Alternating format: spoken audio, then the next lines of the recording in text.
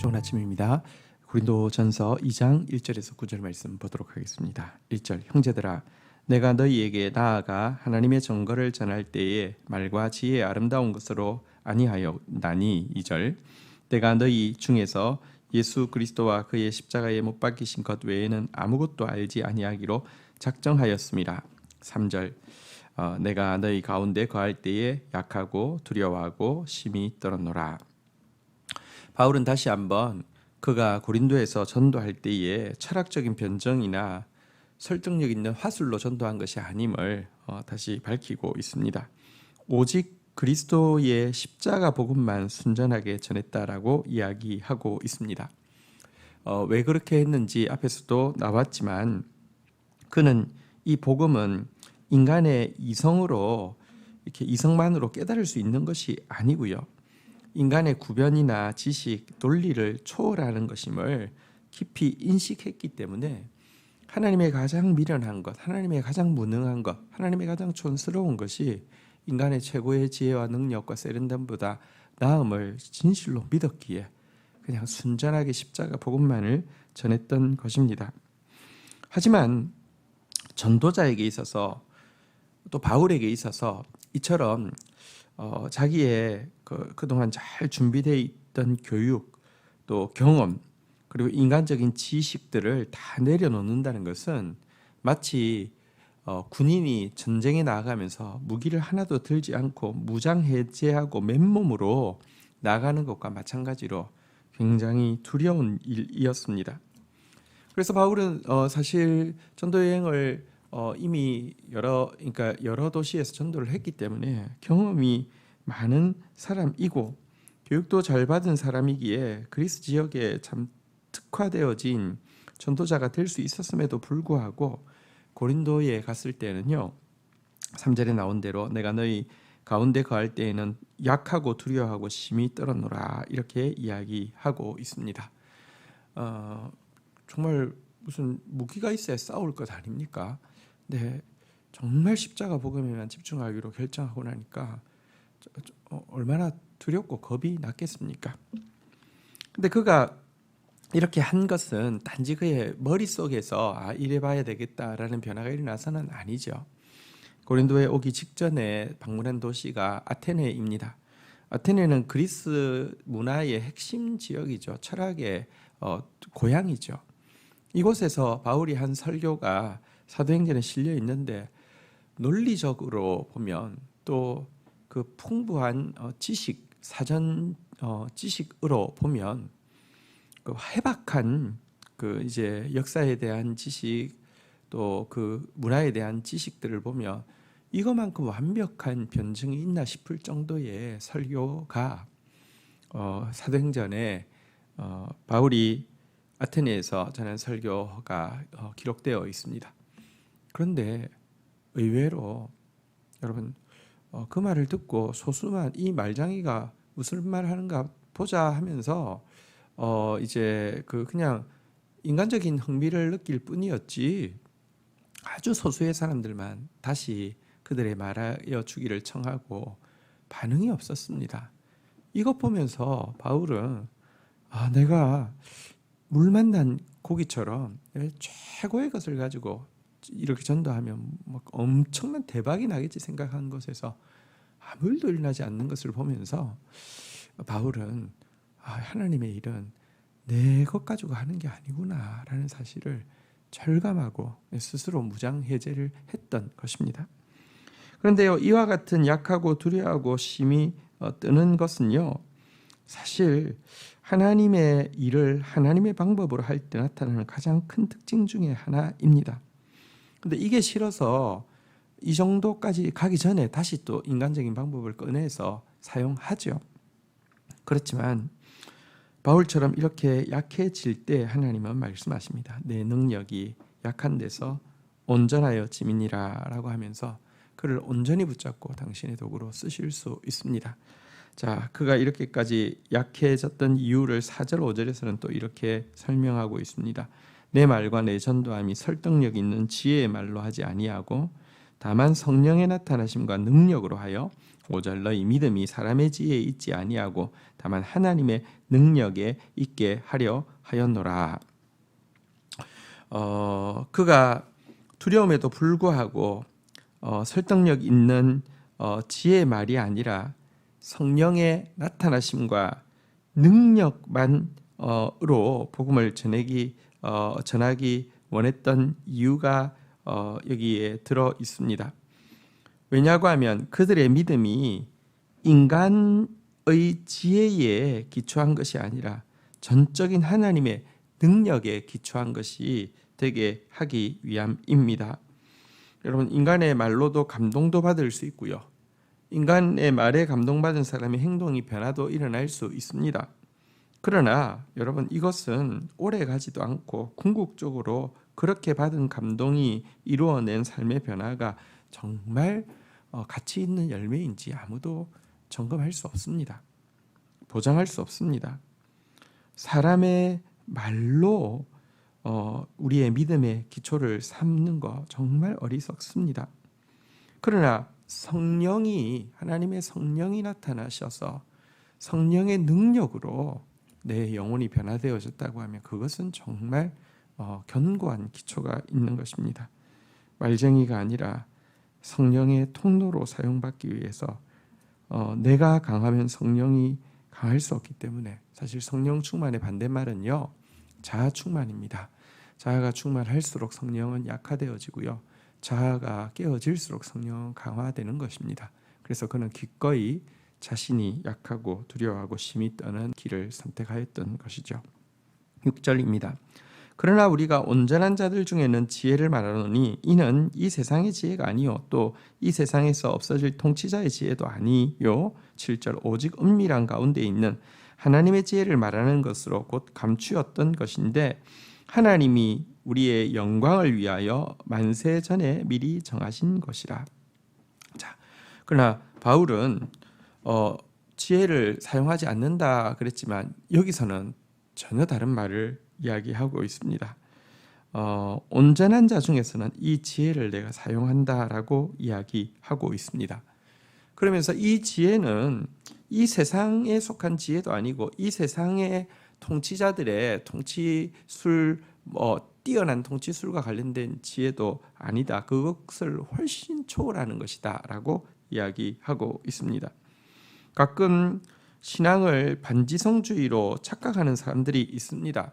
신앙생활 하려고 하면 덮어놓고 그냥 하나님 믿어야 돼. 그러니까 그러기 위해서는 내가 너무 똑똑하면 안 돼. 그래서 책 같은 것도 읽지 말고 성경만 읽어야 돼. 그냥 다른 생각하지 말고 목사님 시키는 대로 해야 돼. 이거 성경이 절대 원하지도 않고 가르치지도 않고 있는 것입니다. 우리가 하나님의 지혜에 들어가기 위해서 미련해지고 무지해지고 스스로 미련한 줄 깨닫고 무지한 줄 깨닫는 것은 필요합니다. 내 인간적인 지혜를 내려놓는 것은 필요합니다. 그러나 계속 그렇게 신앙생활하는 게 아니라니까요. 온전한 자가 되면은 정말 하나님의 이 놀라운 지혜들을 알아가야 하고 또 그것을 가르칠 수 있는 사람이 되어야 하는데요. 여기서 온전한 자란 어떤 사람을 이야기할까요? 십자가를 온전히 받아들인 자, 자신의 죄인됨을 철저히 인정한 자, 그리고 그래서 자신을 구원하실 수 있는 분은 하나님밖에 없음을 알고 그분을 뜨겁게 사랑하고 그 앞에서 겸손히 순종하기로 결단한 사람을 성경은 온전한 자라고 이야기합니다. 이런 자들에게 알려주시는 하나님의 높은 지혜란 무엇이냐고 하면 이 세상에서만 잠시 통하고 혹은 예를 들면 통치자들이 어떤 그 통치술로 했을 때 백성들이 열광하지만 잠시는 효과가 있고 잠시는 좋은 정책인 줄 알았는데 시간 지나 보면 그거 아주 사악한 정책이거나 혹은 나라를 망하게 하는 정책이 있을 수 있잖아요. 이런 거 아니라는 것입니다. 일시적인 것도 아니고요. 이렇게 그 실질적인 것도 아닌 그런 그냥 눈가림식의 지혜가 아니라 정말 영원토록 통하는, 그리고 한 사람의 개인의 처세에만 통하는 게 아니라 통치자는 사실은 나라를 통치하는 거잖아요, 그죠? 그러니까 이 구원받은 모든 백성, 모든 백성들이 이룰 그 나라에 통용되어질 지혜를 이제 온전한 자에게는 전한다고 했는데요. 이 지혜가 무엇이냐? 하나님 나라에 대한 비전이고요. 또 그 하나님 나라를 이룰 수 있는 능력에 관한 지혜입니다. 세상에서도요, 철학자들이 어느 단계를 넘어가면 어떻게 하면 유토피아를 건설할 수 있는가? 유토피아란 어떤 것인가? 이런 것에 관심을 가지게 됩니다. 왜냐하고 하면 이 세상에는 답이 없기 때문입니다. 근데 그와 같은 논의들이 하나도 성공한 적이 없고요. 점점 더 인류를 혼란과 좌절에 빠뜨릴 뿐이죠. 그렇지만 성경은요, 완전한 자에게 놀라운 지혜를 주는데 그것이 바로 하나님 나라에 대한 비전, 그리고 그것을 이룰 수 있는 능력에 대한 지혜입니다. 이것 우리 알아야 하고요. 이것 준비된 사람들이 주와 함께 다스리게 될 것입니다. 그러나 이 지식은 공부한다고 이루어지는 것이 아니라 먼저는 십자가 아래에 철저히 굴복한 사람이 되어야지만 이 지식에 들어갈 수 있다는 사실도 잊지 않아야 되겠습니다. 8절입니다. 이 지혜는 이 세상 통치자들이 한 사람도 알지 못하였나니 만일 알았더라면 영광의 주를 십자가에 못 박지 아니하였으리라. 9절 기록된 바 하나님이 자기를 사랑하는 자들을 위하여 예비하신 모든 것은 눈으로 보지도 못하고 귀로 듣지도 못하고 사람의 마음으로 생각하지도 못하였다 함과 같으니라. 자, 여러분, 근데 이 지혜는요, 자연이로서는 한 사람도 그냥 알 수 있는 것이 아닙니다. 우리 그 동서양의 뛰어난 천재적인 어떤 정치가들이 있잖아요. 또 체크, 또 엄청난 그 지도자 옆에 있었던 그 책사들이 있잖아요, 그죠? 그들이 우연히 이러면 되겠네 하면서 깨달을 수 있는 것이 전혀 아닙니다. 이 세상에 아무리 탁월한 통치자, 엄청난 책사도 한 사람도 알지 못하는 것이었습니다. 만약에 알았다고 하면 그들은 결코 예수 그리스도를 십자가에 못 박아 죽이지 않았을 것입니다. 그들이 그렇게 찾고 있던 답을 가지고 있는 예수를 어떤 이렇게 방법을 동원해서라도 이렇게 막고 추앙해서 그것을 이루는데 이렇게 이제 이룰 수 있도록 그들을 헌신했을 것입니다. 불가능합니다. 인간적인 지혜로는 알 수가 없습니다. 왜냐고 하면 이것은요, 세상의 방식과 정반대의 방식이기 때문에 그렇습니다. 세상은 모두 자기 중심이고요. 세상은 모두 이익 중심입니다. 그런 자들에게 십자가의 방법, 예수의 방법 정말 통하지 않습니다. 하나님 중심이고 공의, 그러니까 이익을 추구하는 게 아니라 말씀을 추구하는 이 방식으로만 이루어질 수 있는 하나님 나라, 이것에 대해서는 그들은 알 수도 없고 받아들일 수도 없는 것이었기 때문에 그렇습니다. 하나님이 예비하신 것은 오직 자기를 사랑하는 자들에게만 임합니다. 하나님이 예비하신 이것, 자기를 사랑하는 자들에게 성령이 오셔서 눈으로 보지도 못하고 귀로 듣지도 못하고 사람의 마음으로 생각하지도 못하는 것들 볼 수 있고 들을 수 있고 생각할 수 있게 해주는 것이죠. 그러나 그 사람은 하나님을 사랑하는 자입니다. 하나님을 사랑하는 자란 인간은 모두 자기를 사랑하죠. 자기 사랑이 우리 인간의 핵심이죠. 근데 나보다 나를 더 사랑하시는 주님, 그리고 나는 나를 아무리 사랑해도 나를 구원할 수도 없고요. 사실 정말 내 영혼이 원하는 것을 줄 수도 없는 것이 나인데요. 정말 내 영혼의 소원을 이루어 주실 수 있는 분, 정말 나를 구원하실 수 있는 분, 하나님을 사랑하는 자, 그리고 그분 앞에 자기를 부인하는 자, 이런 자들에게만 이 온전한 지혜가 주어지는 것입니다. 오늘도 십자가 앞에서 자기를 부인하다가 이 지혜를 받는 자 되고요. 이 지혜 받아서 하나님 나라를 꿈꾸고 하나님 나라를 이루는 사람으로 능력이 준비되어지는 저와 여러분들이 되기를 주의 이름으로 축원드립니다. 주신 말씀 붙잡고 기도하며 나가도록 하겠습니다. 하나님의 일을 하나님의 방법으로 할 때 나타나는 것이 약함과 두려움과 심한 떨림이라고 하였습니다.